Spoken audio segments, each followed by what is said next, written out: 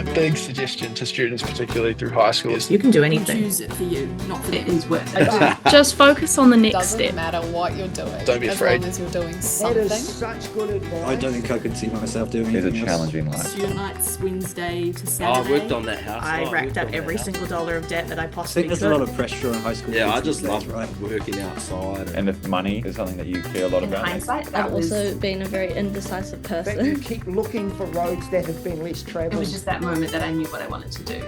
So nothing else is going to change that. Welcome to the guest speaker. Let's do it. Wicked to see you, Matt. I have to start today with an insight onto our guest's life. It was always going to be touch and go getting Matt Watson onto our podcast, not for any other reason that his client manager made it clear that if it was sunny and less than 5 knots of wind, he would be fishing and he wouldn't turn up. Now, Matt's tried to tell me that's a bit of a myth, but I don't believe him. So it's wicked to see him here today. As mentioned today, we welcome Matt Watson, who grew up in a commercial fishing family, working on boats from a young age before running his own roofing company at just 19 and owning his own home by 23. These early trade years and the skills you learn will be interesting for our listeners who simply know you as the fishing person or TV personality. Eventually, the pull of the ocean was stronger and you returned fishing, what many thought would be your starting point, in the Bay of Islands, and built a reputation as one of New Zealand's most skilled big game fishermen, and then took an even bigger leap into television with no television experience, which will be an interesting discussion today. You borrowed money to launch your own production company and created the ITM Fishing Show, which is iconic, a show that produced more than 250 episodes across more than 20 seasons and reached audiences around the world through Discovery Channel, Animal Planet, and you appearing on things like the David Letterman Show in the US. Along the way, you became known as the extreme fisherman, pushing the limits of fishing television, from jumping out of helicopters onto marlin, wrestling Marco sharks, fishing on a surfboard, and chasing big fish from some seriously small boats. Over the past 2 decades, you've become one of New Zealand's most recognisable and popular fishing personalities, known not just for the action, but for your storytelling and your adventurous spirit. Your audience now stretches far beyond television, with hundreds of thousands following your Ultimate Fishing YouTube channel and social platforms. But beyond the adrenaline, you've used your profile to champion something bigger: the protection of our oceans and the sustainability of New Zealand's fish stocks. Most recently, you took up a very public stand against the no minimum size allowance for commercial fishers, a fight that quickly grew from a national issue into an internationally recognised conversation. You weren't afraid to call out decisions you saw as favouring commercial interests, including challenging voices like Shane Jones, but you did it in a way that brought people into the discussion, not just noise, but with perspective. It's become a powerful example, especially for young people, of how to stand up for something, not by being the loudest voice in the room, but by building a well-rounded argument that considers all stakeholders and drives real awareness. This podcast is for young people who feel a strong pull towards the outdoors, those who love nature, biodiversity, and the ocean. It's for students sitting in classrooms who would like to feel the wind in their hair and who don't see themselves in a traditional office job, but instead want to build a meaningful career that aligns with their passion and sense of adventure. It's also for those starting in a trade who may want to use those practical skills and a work ethic as a foundation to branch into wider areas.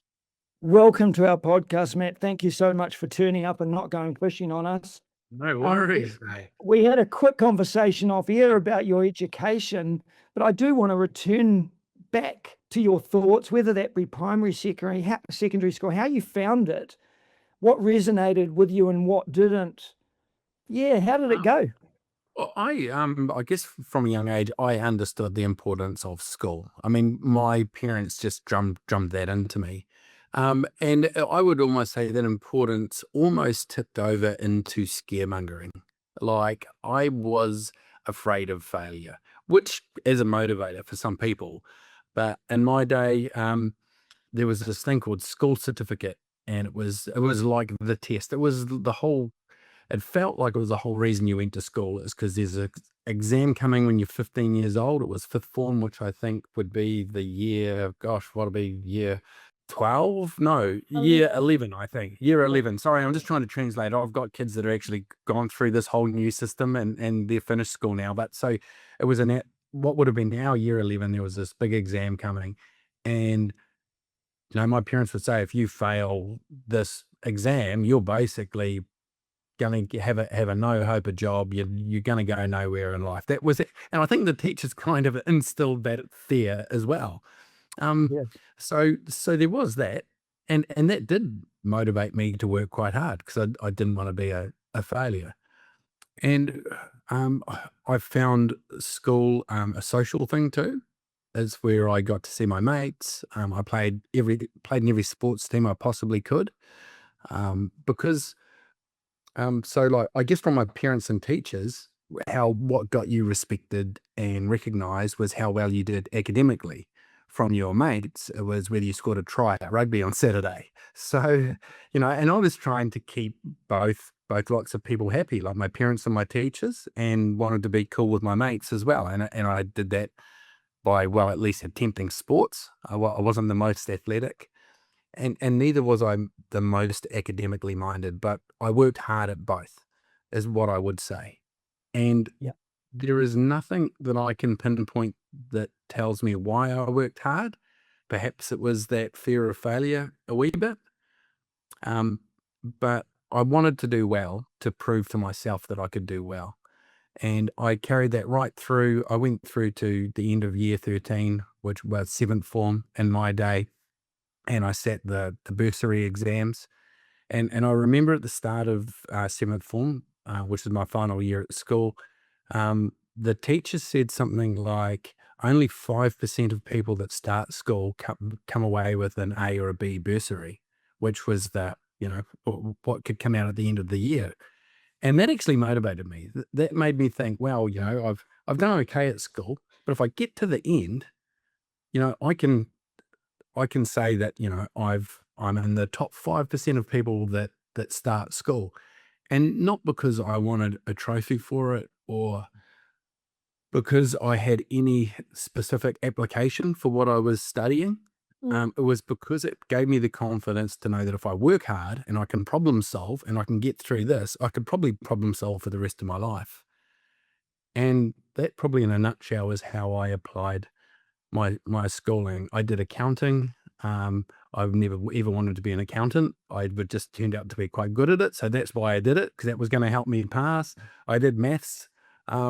I was okay at it and I knew I would get a reasonable grade. I did English, I did geography. I basically did the things that I thought I could get the highest marks in so I could leave school and say, I got this grade. My mum wanted me to use those grades to go tertiary education, go to university, because my mum was very keen for me to be the first male in our family's history not to be a commercial fisherman. Her dad was a commercial fisherman. Her brothers were commercial fishermen. I was from a fishing family, and she could see I wanted to be a fisherman.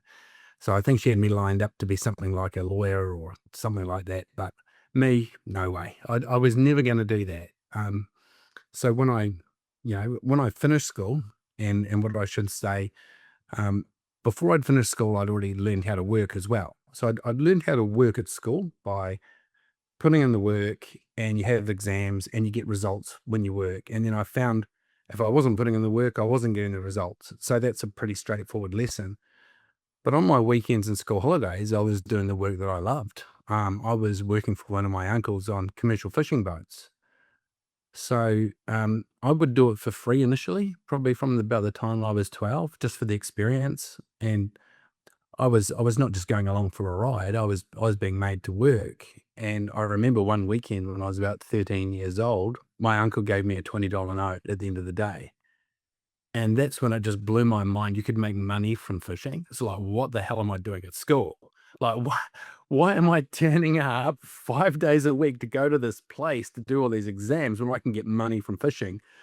But of course, my mum wouldn't have been very happy about me ditching school at the age of 13 to become a commercial fisherman. So I did understand the importance of that, and that doing well enough at school was going to give me some choices.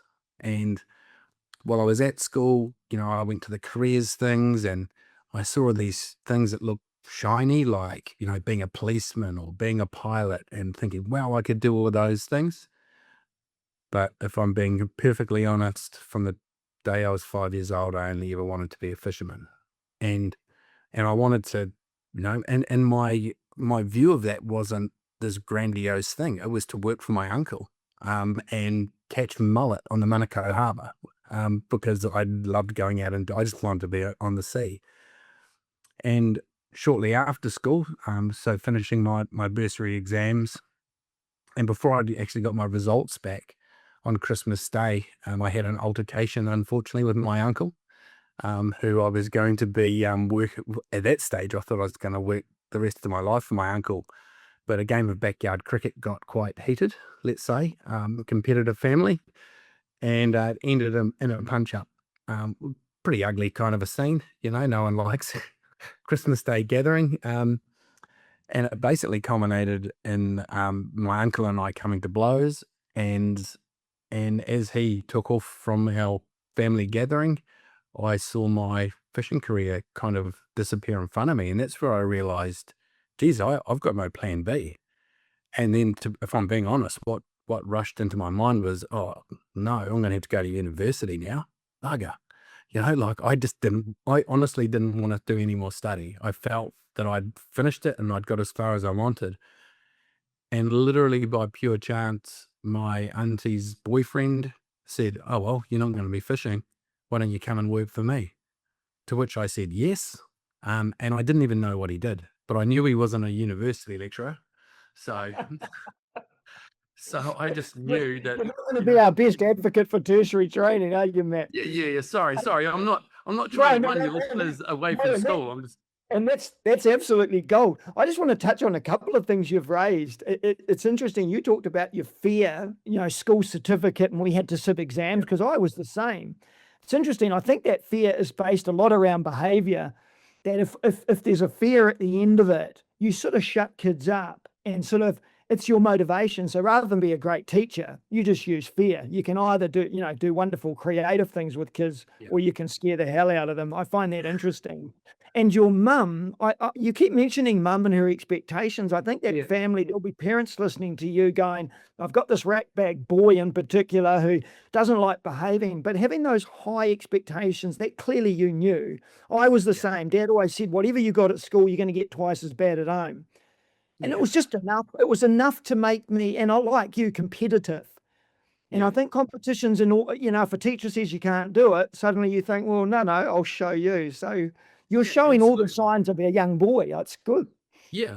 I mean, I didn't consciously think I was being developed into a better adult, but looking back, being pushed and doing things hard, that makes you more resilient at things. And I've got to say, like literally until I was stepping in to do this podcast, I'd not really thought of it.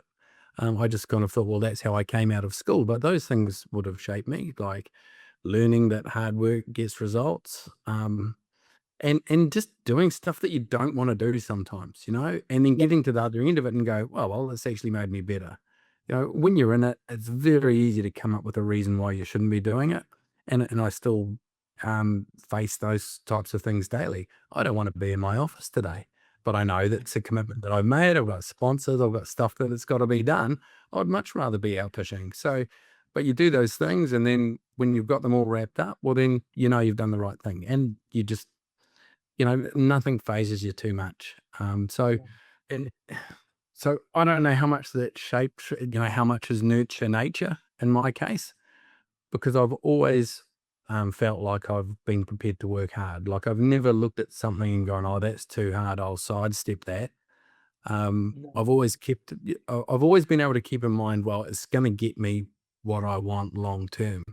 So I never sort of, I think it's good to dream or think about something long term, but you want to use your focus in the daily, the day-to-days, and I think that's what I've tried to instill in my children. It's all very well having this grand plan, but then when you're just going over and over your grand plan day after day, instead of getting the things done that day that you need to do that are going to get you there. So yeah, I think that's a lesson that I've learned, and I think we hear young people getting taught about dreaming and thinking big. Well, that's great. You should do that, but you still got to do all the shit every day. Every day you've got to get up and do it. It's no one's going to do it for you. Yeah. And I guess it's made harder these days too. With every time they pick up their phone and go on social media, there's someone like people would look at me and go, "Wow, you got the easy life." There's the bits they see on social media when I'm pulling the fish in or when I'm cooking at home. They're not seeing the hours like right now where I'm in an office and I'm in a place I don't want to be to be able to make all of that happen. I think you answered my question in a sense. I saw you out planting trees the other day on social media. You're trying to plant up your environment. My question was, did you change your parenting style with your kids? Did you think you became a little bit more like the world's your oyster, or were you a bit more determined for them to not? I mean, you didn't make mistakes, but yeah, did parenting change for you? Where are your kids at? You've got 2 kids, I think, haven't you? Yeah, my son's he's 21. He's a qualified tradesman, so that's something we share in common. We're both qualified roofers, because like sort of I guess where I got to after finishing school was my commercial fishing career evaporated in a fist fight on Christmas Day, and my auntie's boyfriend was a roofer, so that's how I became a roofer by accident. And then it turns out that I like doing outdoors work, way more than I did indoors or academic work. It just worked for me.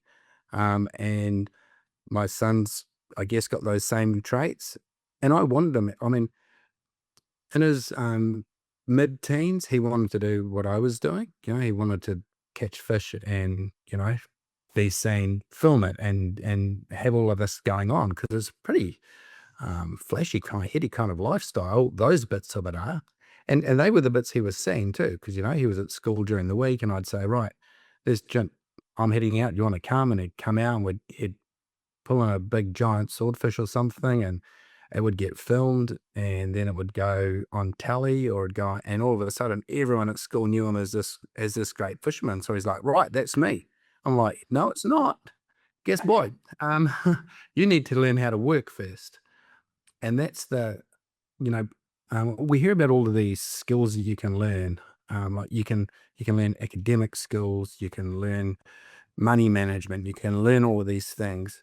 The most important thing to learn how to do is learning how to work. Learn how to kick your leg out of bed early every morning and go and turn up. And my son's done that now. Like he's, I think his initial sort of plan was to take an easy route, and dad'll hold my hand through it, and I can just take over from his job. And I was like, well, no, my job's actually hard work, and you don't know how to work hard yet. So get a trade. And he went and got a trade, did all his years as an apprentice, and now he's a qualified roofer, living down on Wanaka, because there's a lot of roofing work down there. Yeah, he's moved down there. And my daughter, she's 24. She took the academic route, went to university, did really well, has done a bit of travel, and she's still looking for exactly what it is that she wants to do. So 2 very different stories, and probably reflects the 2 different paths I could have taken. I went down the well, it wasn't even so much get a trade, it was just get a job, okay, and earn money, and very quickly I understood how money worked. And just with my wiring, I was like, I'm going to save. Part of that reason was because one day I wanted to buy a big fishing boat. That was definitely because that fishing thing was always there right throughout my roofing. That was kind of my carrot. While I enjoyed roofing, I didn't want to be lifting 5.5 ton of concrete roof tiles per day, every day. I was just thought, well, I'm going to be the hardest working roof tiler that there ever was. And so that will, allow me to make enough money to go back to fishing one day when I've earned enough money from it. And so I didn't fall into the trap of when I'd started my roofing business when I was 19. By the time I think I was 21, I had like 8 or 9 staff, and I purchased my first house at 21. I had it freehold by 23. And that was all because I understood how money worked. I could have gone out and bought myself a flash car. I didn't. I had a ute that would get its warrant just every time, so I could go to work. And there was a couple of moments, I accidentally walked onto a car lot one day and saw this amazing brand new V8 Commodore, and I thought, wow, I can actually afford that. But I didn't go there because I don't know. I understood even at that young age that, the value of paying off a house, which I know is a lot different now.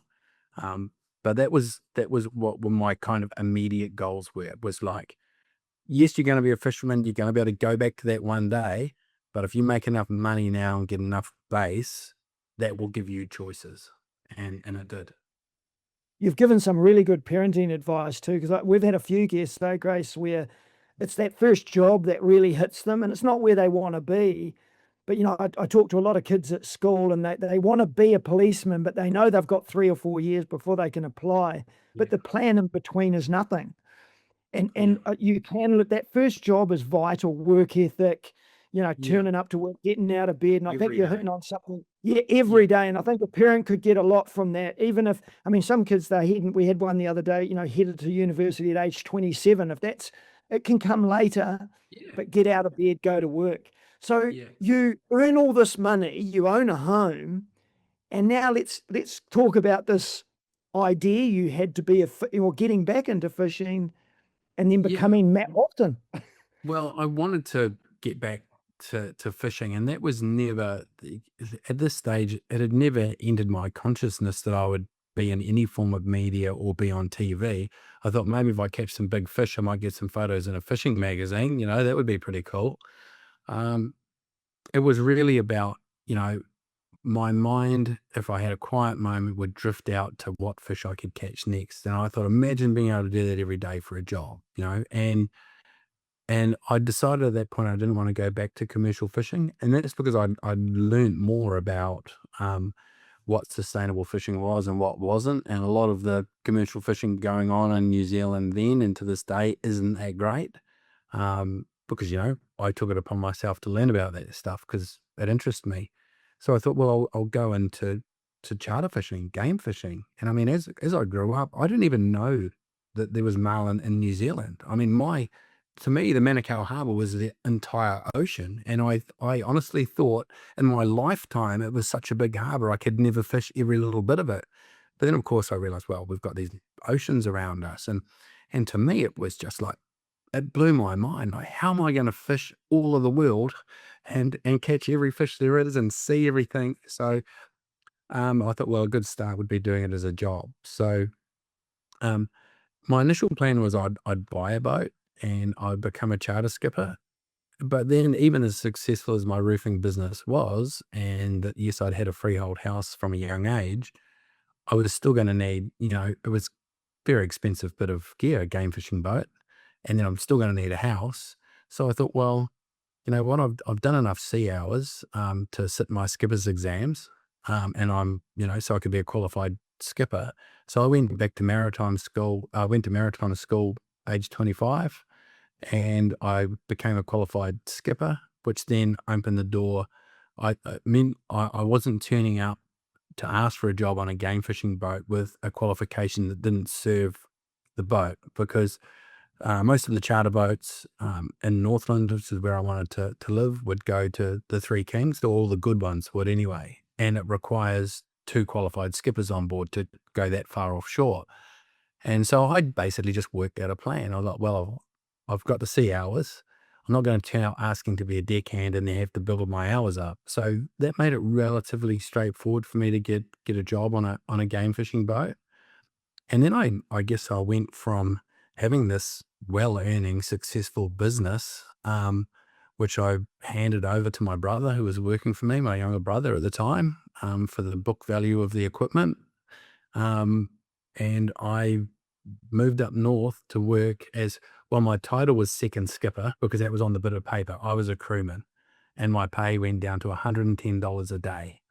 And then when you broke that into the hourly rate that you would get, because we were doing 20-hour days some days, by the time you did all your watches through the night, got all the gear ready, all your clients went to bed, you did the dishes after dinner.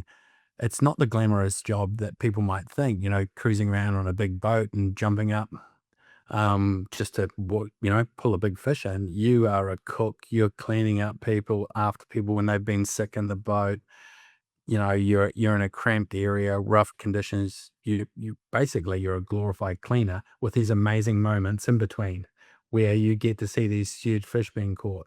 So it was hard work, and I always used to say, to do that job as a crewman on these liveaboard boats, you had to really love fishing. Like, no amount of money, pay could have made you do it. And obviously, because the pay was very poor. But money couldn't have bought the experiences that I was having. It's what I really wanted to do. And there was no way I could have been able to afford, because at this stage I was starting to have children, to be able to do a job where I'm getting paid $110 a day if I didn't put in that work early. And I knew it wasn't going to be a limiting kind of career as well. I didn't know exactly what it was going to be that I would end up doing, but already by then I knew that from school that if I worked hard, I could problem solve and I could get a result. And I knew from running my own business that, again, if I worked harder than anyone else and a little bit smarter, I could build a business. So I knew I could fall back on those skills. And at that time, I just wanted to learn how to be a better fisherman. And while I was getting paid poorly, I was still working hard. And I was literally sitting on the deck of the boat one day. And once I had my kids, at that stage we only just had Hannah, our first, and for the first time ever, I felt more excited when the boat turned to head to shore, because I was missing my family. So I was like, wow, it's time to start thinking about something else. I'd missed my wedding anniversaries, I'd missed family 21st, all of these things, because I was away at sea. We'd do 8 days at sea, 1 day off, 8 days at sea. You're missing a lot of your life, sacrificing it for this passion, for very small pay. And so that started me thinking, well, I'm going to have to go back I want to go back and have that challenge of running my own business again, where I could perhaps earn a little bit more. And I knew at that stage it had to be in fishing, because it was, being true to myself. I wanted to be a fisherman. I wasn't going to be a commercial fisherman. And the idea popped into my head, I'll just make a fishing TV show. And I had zero experience in media. I'd never, we got given a handy cam as a wedding present. And so I went home and I figured out how to work that. I just started filming stuff. And then I figured out, I just figured it out. Matt, can I interrupt? Your wife must be an amazing woman, because she married you at the bottom. She didn't see the future of the house you're living in now. She reflects on a couple of moments, which was the day that I'd come in and I decided we were going to move to the Bay of Islands. And I was going to throw in, I'd had that epiphany. I'd actually had a bad accident at work, which kind of kicked it all off. It was a Sunday, and again, a glorious Sunday, not a breath of wind. I think I'd worked about 50 days straight or something without a day off, because I was still sticking to my mantra being the hardest working roofer of all time. And I had a bit of my mates were actually out fishing, and they rang me and told me that they were hooked up to a triple strike of yellowfin. And I was just beside myself. I'm like, I haven't had a day off. And I was just, again, my mind drifted to being out at the sea, and maybe I should have been thinking more about where my feet were going instead of at sea, because I stepped over the edge of the roof and actually landed on some guttering. If you can imagine one leg either side of a piece of guttering, sharp edge, you can imagine where this cut was, right? So had this bad cut. I had to literally bloody get some insulation tape and tape my clangers back on. And then as I drove to the medical centre, come home, got all stitched up and everything. But in between going to the medical centre, back to site to pick up all my gear and back home, I'm just like, what the hell am I doing? My mates are out fishing, living this life, that I want to be. I want to be out fishing as well. What am I doing? Why don't I just get straight to this fishing bit? And so I literally walked in the door and And well, Kayleen, my girlfriend at the time, she said, "What the hell's all that blood all over you?" I'm like, "Don't even worry about that." I said, "Here's what's happening. I'm going to maritime school. I'm going to get qualified. As soon as I get qualified, I'm going to get a job on a game fishing boat. Once I get given that job, I'm going to go and play rugby over in the UK because I'd had the opportunity to go and play over there. I'll do a bit of an OE. I'll be back by the next game fishing season. The house will hopefully be sold by then. We'll rent up there somewhere until we can find a place to buy." And she was like, "Well, slow down, like, I don't even know if I can get time off to go to Europe." And I was like, "Oh, it's okay. You're not coming." Which I didn't really think about that hard, obviously. That's right. So we worked that one out. And then the next time that I came back from sea and I said, "You know what, I'm throwing this, I'm going to be throwing in this fishing gig that I'm doing, crewing job, and I'm going to, borrow some money and we're going to buy some gear and I'm going to make a fishing show."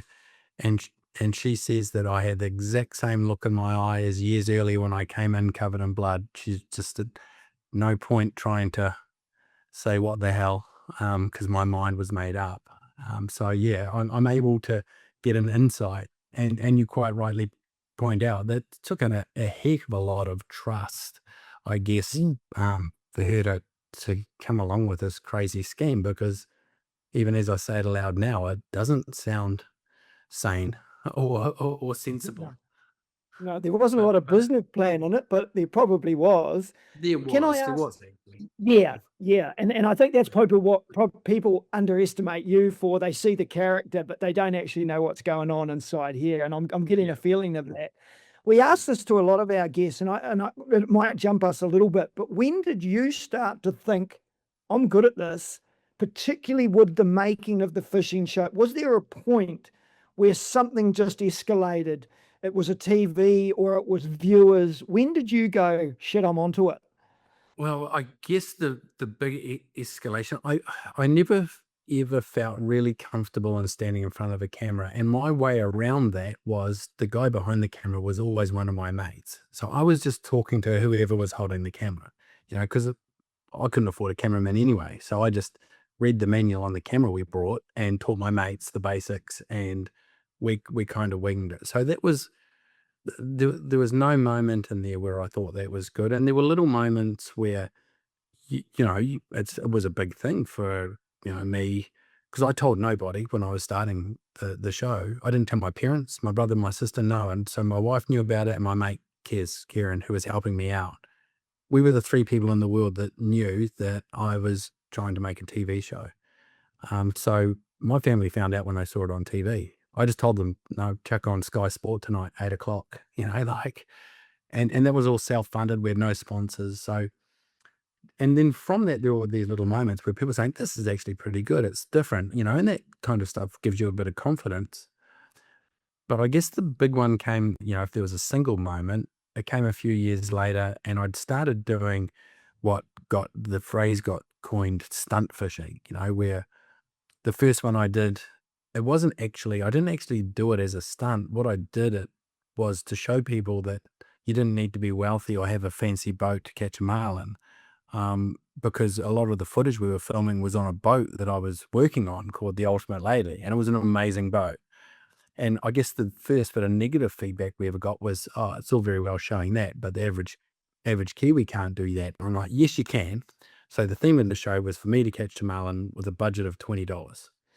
And back in those days, you could actually get a tote tank full of gas out of $20. So that's where my budget went, which gave me no budget for lures or tackle or gear. So I had an old electric fence reel out the back of the shed, and I used a big ballpoint pen to make a lure to catch a tuna, and then I used that tuna for bait, and I caught a marlin on a hand line out of my dinghy, all for the budget of $20. And out of sheer coincidence, there was a big game fishing tournament on that day, 114 boats fishing in the Hobora 1 base, and there was only one marlin caught for the day, and it was the guy with the hand line and the dinghy, alongside all the big game fishing boats. So that got noticed, and then of course, and until that point, media in New Zealand had paid zero attention to me, as much as we tried to get it, because we needed viewers to be able to attract sponsors. I think we got one thing on like page 18 of the Bay Chronicle that said that there was a kid in Kerikeri trying to make a fishing show or something, and that was the extent of our media coverage. until I had a mate said, "Oh, with your mailing on handline thing, you should cut a small, shorter version and put it on YouTube." To which I said, "Oh, what's YouTube?" I hadn't heard of it. Didn't know. He goes, "Oh, they just play these short videos on there and everyone in the world can see it." I'm like, "Oh, okay." So I cut a short version, put it on YouTube. A few days later, we get an email from YouTube saying that we're the 5th highest rated sports video for the week or something. I'm like, "Oh, great." You get an email, they didn't pay you or anything. It was like, "Well, this is rubbish." They didn't pay me either. And then a couple of weeks later, I'm now the #1 sports and #1 entertain. So we did more, so we now caught a marlin on a jet ski and went on telly and we started getting a bit of media attention. And that kind of just escalated, I was did a shark research program where we had to get DNA samples from great white sharks. So of course I do it on a hand line, just because it gets more attention and all of that sort of stuff. And then, I just had, before I'd ever done an interview on TV in New Zealand, I hadn't done breakfast TV, nothing. I get a call from David Letterman's booking agent. And so my first ever TV interview, live interview, was on the biggest show in the world. And it was, business class tickets for my wife and I. Never sat up the front of the plane. We were flying over there. So it just escalated hugely when, you go from struggling to try and get the local paper in Northland to do an article about you, and you keep chipping away. And then, it was the views we were getting on YouTube. To me, it was like telephone numbers, sometimes millions, several million in a day, in views. So it was one of the first sort of truly big viral videos when I leapt out of a helicopter, caught a marlin off of a surfboard, all of that kind of stuff. And the same day that Letterman's booking agent got in touch and booked me, we had the Jimmy Kimmel show, Jay Leno's people got in touch, 60 Minutes, we had basically all of these shows. And all at once, I think they were just like, "We've got to get this guy before anyone else does." I signed with Discovery Channel shortly after. So while things were building along quite nicely, I guess if there was one big moment that really made go international, that was it. And I literally found myself in New York it was Waitangi Day, freezing cold, snowing, thinking, what the hell am I doing here? Like, imposter syndrome, something that you hear about. And I've never been one to, I don't have a lot of self-doubt. Funnily, like I don't. I always worry whether I'm going to be good enough, but I've always felt that I'll be able to figure it out. And I just remember it made it worse. They had a limo pick us up from the airport. I'm like, I don't deserve a limo, right? I've just come from Taco Bay in the far north, and all of my shows have been made out of a Skyline shed that I built myself, on pirated editing software. Like I don't. And here I was on Broadway in New York. They put us up in a penthouse suite, and it looked out across the road at the Ed Sullivan Theatre where they recorded, The Late Show, the most popular talk show in the world. Before I watched The Guests to try and get some hints, and they had Will Smith, Al Pacino, and Rob De Niro. And that just made me go, holy shit, I can't back out of this now. Yeah. Can I ask you a self-protection? Because now it's like when we had Cam Roygard on, there's a point in time suddenly you can't handle all of this yourself. What did you do at that point in terms of, I'm not going to say self-protection, but management to get people involved to protect this person, this image, yourself, the bookings? Because it must have suddenly been out of your control. Yeah, that's probably something that's been my weak point and probably still is to this day. I've always liked to handle as much as I can myself. I mean, I've got a few staff here now, but it's, small business. There's a total of 5 of us. I've never had like a contracted talent manager or an agent or anything like that, because when I've kind of dabbled with that, I've felt that I'm very conscious of being misrepresented, and I had a taste of that when I signed with Discovery Channel, and when I signed with Discovery Channel, along with that came a talent liaison person that I could ask about anything if I wasn't happy with my relationship with. And, you know, you got flying business class everywhere and booking and all of that sort of stuff you really looked after. But what I'd signed away with all of the trappings and being paid very well was when they come to put the shows together, they did it their way. And I found myself fronting shows where sharks were demonized, which I was like, we need the opposite of that. They didn't really understand the subject matter or care about it like I did. Everyone, you know, I went from a production team of me and my mate Kez, and we just employed Dave, and we had Kate. There was like 4 of us at that point in time, you know, making 26 episodes a year and doing some amazing things with it. It was being recognized all around the world. And all of a sudden I'm in a production team of like 65 people. You know, I used to record my voiceovers for our show under a duvet with a headlamp on with them. And all of a sudden you're recording them in a edit. So I'm getting flown to San Francisco to do a voice session, and they're rolling you out on media appearances on the Today Show and all of this kind of stuff. You know, so that was all very kind of exciting. But then when the shows came out, I'm like, I hate them. Like, this is like, and they rated well. And so I did come to a point there where it was kind of like, do I keep making this level of money, which was, I was being paid very well, or do I rope back in and do what I want? And my wife just gave me some very sound advice. She said, well, what do you want to do? And I said, I don't want to make this show anymore. I don't like it. You know, it's not right.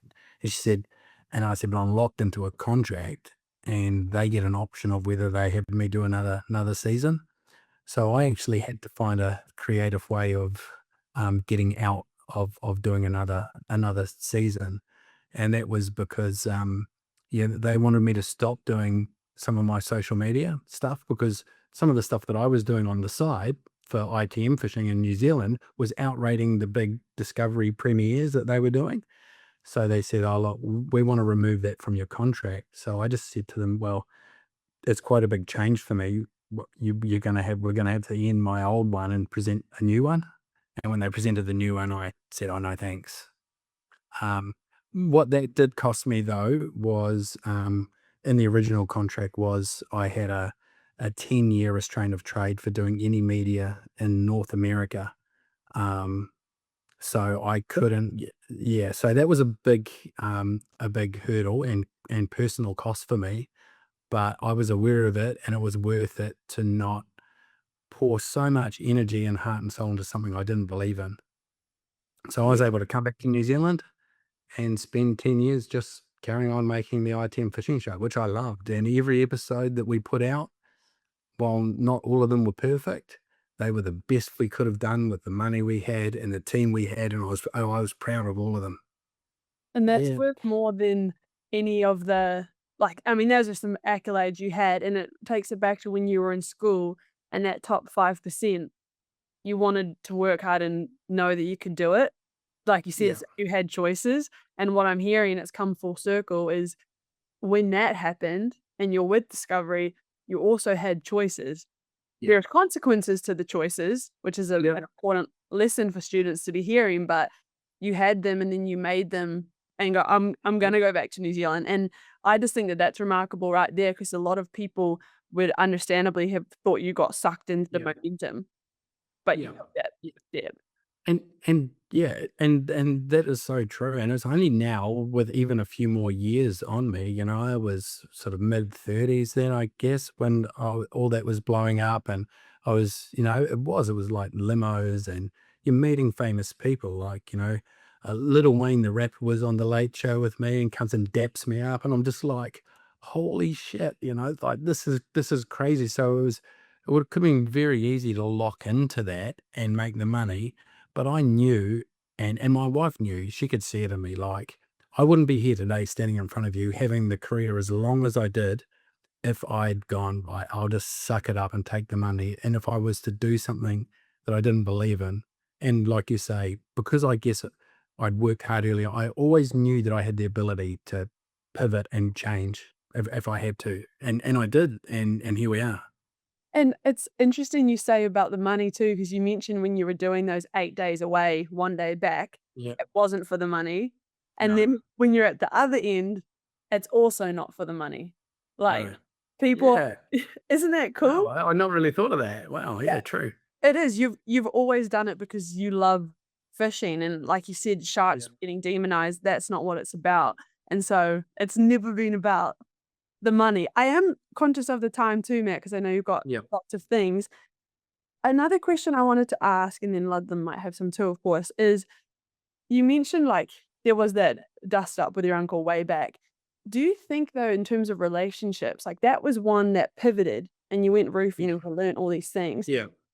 When you had the team of 65 or you had the team of 5 that you have now, how much does relationships come into what it is you do and the personality of it? Yeah, it's big, and I think I started touching on it before. That's kind of been a weak point for me, of what I think I could have done better. So because I've wanted to represent myself, because I'm really worried about how I'll be represented, I've not really brought enough people along and gone, right, these are the values that we've got to really stick to. I've really stuck to, this is what we've got to get done today. So, well, I've been very good at understanding what I want to project and what's in the future. I haven't been as good of building. I've had good relationships, working relationships right throughout my career. I don't look back at any going, geez, it was terrible working with that person.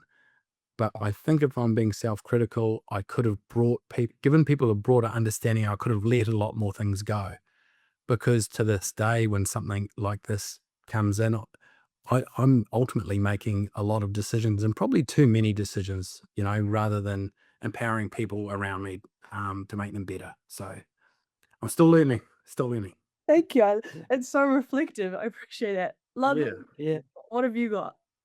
I just want to quickly, because you said earlier you have a small business of 5 people, or can you just define your business right at present for people who have followed your career? What would you define it as now? Okay, it's creating media to engage as many people as possible. It used to be on television, now it's on YouTube, and we've created our own platform, Ultimate Fishing, which gives us more freedom, and it's creating media that people want, so they stay engaged in it. And when they stay engaged in it, they get to see the brands and products of my sponsors that have, some of them, been supporting me, for 23 years consecutively. So we derive our income. We get a little bit of money from Google and from Meta because we get quite high views. But our business model is to inform, inspire, and entertain people for long enough at no cost to them, and our sponsors basically pay us to be able to reach those same people. And I've, I guess, learned organically a way of doing that. I'm not a sales pitch kind of a guy. If I truly believe that, Shimano rods and reels are the best, and I do, I'll use them. But for no amount of money, and again, it comes back to the money, I've been offered sometimes 2 or 3 times as much money to switch sponsors. I'm like, well, no, because that's not what I believe in. And as soon as I'm being dishonest, well, then that affects all my other sponsors, and it affects everything that I've done up to that point as well. So it has served me well, and those decisions were quite tough at the time. Like, I've sat down with my wife and said, this is what I've been offered by X brand. And she's like, yeah, but you don't, I've heard you talk about that bloody truck and you reckon they're rubbish. Stick with your highlights. I'm like, of course. And as soon as I say that aloud, I'm like, I couldn't possibly do that. So, and I think that serves you long term, having some morality and credibility. And in your intro, which I've got to say was incredibly kind, it was nice to hear all these things. It didn't even sound real. When you got on to like talking about the fisheries conservation stuff, and people have been like stopping me in the street, in social media, all that sort of stuff, saying, this is really good. I'm glad you're doing it. And it's not really what I'm doing now is relatively easy. I'm just being honest. I've got a lot of knowledge and I want to motivate people. It's really the 23 years of having integrity. I've been advocating like this being an ocean advocate didn't happen when the fisheries bill came out. I've been doing it for 20 odd years. I've started free fish heads and funded it myself to distribute unwanted fish frames to people. So all of these things, when you do, you build equity in what you, by being honest, and you build trust. So when I ask people to put in a fishery submission, they don't go, "What's he up to?" They're going, "He's never bullshitted to us before." And I trust him. So it's not really what I've done in the last, and it's, don't get me wrong, it's nice to hear people saying, "Good on you, this is really important work," but it's the 23 years up to that point that allows you to do it. Yeah. Yeah, and these the lessons even like Grace and I get from you, it's that standing for something. When we started this, as we said, if someone wants to talk about their family abuse as part of their story, it's not our story. We need, and if they have an experience at Otago University that didn't resonate with them, we're not guiding messages. And I think the fact you've stood by something is absolutely vital. And we struggle sometimes because you sort of, sometimes you want to shift the dial. But it's and I just need to mention, because Dr. Riley Elliott mentioned you, he's coming on in a few weeks, and he said one of his mates was coming on, and that was you. Obviously, the similar sort of fight he's got with the oceans and that as well. Yeah. But can I just say, for kids and parents, I particularly, like, I know even at the school here in Mercury Bay, Whitianga, there's a fine day and you do your role if I happen to pop in and half the boys are out fishing. I mean, do you have a message for those parents who have a kid? It could be rugby, it could be surfing, fishing, and like you, it must be hard for parents to go, but this isn't a career, and sometimes it isn't. Yeah. But how do you reflect? What message would you send then before we wrap up? I would, it's hard for me to talk about being a professional rugby player because I'm clearly 70 kilos wringing wet. And, that was actually my first career choice, was to be an All Black. It just didn't work out for me. So, but what I would say about, say, fishing or hunting or anything in the outdoors, there is learning happening nonstop. So you're learning a respect for your environment. You're learning how to work with other people. You're out for a hunt, you've got to carry the pigger, you've got to come up with a strategy, or we're not going to be able to, we're going to cut some branches, and you're problem solving the whole time. And importantly, you're getting a connection with the environment around you. And you're doing this through osmosis. It's not like you're having to sit down and study hard. As soon as you're in a place that you love and doing something you love, you are learning the whole time. And there's a saying, and I don't know who coined it, but they say you're best at the things you love the most.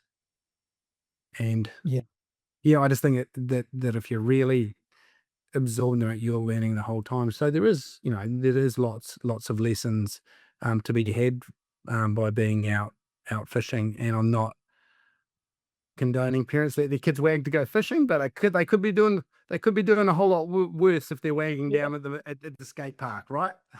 Yeah, absolutely. Yeah. Look, I'll just sort of I mean, I read for hours before this interview, and I just still didn't comprehend your global notorious sort of success. It's been really quite remarkable. I'm not sure how many New Zealanders really possibly understand. I know you've done podcasts before, so if they've listened, they may have heard those stories. And I know you also don't have to do things like this. And so when we reached out and I said, look, we'd love to do some stuff for kids, particularly kids like you, or see themselves in people like you. The fact you said yes, because I know you're making nothing out of this, and you'd rather be fishing. So look, I just want to say thank you so much. Your story, the way you speak, and your journey has just been, it's been bold. It's been pretty courageous, and God bless your wife, because like I say, she seems like a saint like mine, letting me do crazy things too. So wicked. Just thank you so much. No, my pleasure. My pleasure. Yeah.